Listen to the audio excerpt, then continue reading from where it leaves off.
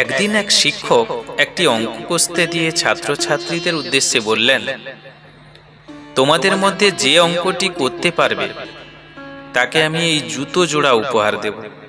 প্রত্যেকেই অঙ্কটির সঠিক উত্তর দিল। শিক্ষক কিছুটা হতাশ হয়ে বললেন, আমি তো মাত্র একজনকে জুতা দিতে পারবো।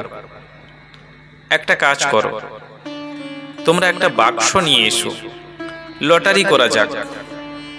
তোমরা তোমাদের নাম আর রোল নম্বর লিখে বাক্সের মধ্যে দাও।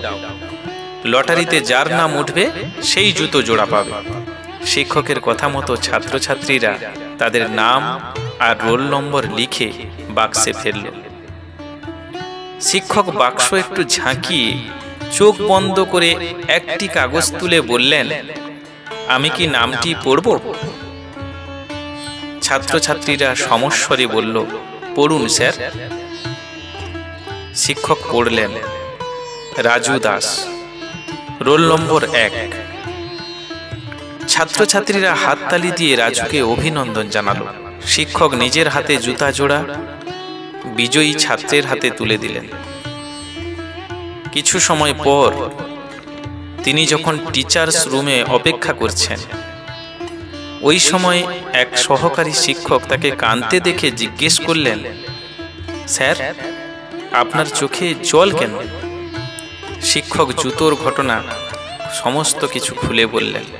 রাজু ক্লাসের একমাত্র ছাত্র, যে কিনা খালি পায়ে স্কুলে আসে। আমি ওর কথা চিন্তা করেই অঙ্কটি আজকে দিয়েছিলাম। ভেবেছিলাম রাজু অঙ্কটি সঠিক করবে এবং ওর জন্য যে জুতো জোড়া আনিয়েছি তা ওকে উপহার হিসাবে দেব। সবাই অঙ্কের সঠিক উত্তর দিল। সবচেয়ে অবাক লাগলো যখন লটারির বাক্স খুলে দেখলাম ছাত্রছাত্রীরা তাদের নিজের নাম না লিখে সবাই রাজুর নাম লিখেছে, যাতে করে জুতো জোড়া রাজু পায়। আমি ছাত্রছাত্রীদের এই অনুভূতি দেখে হতবাক হয়ে গেলাম।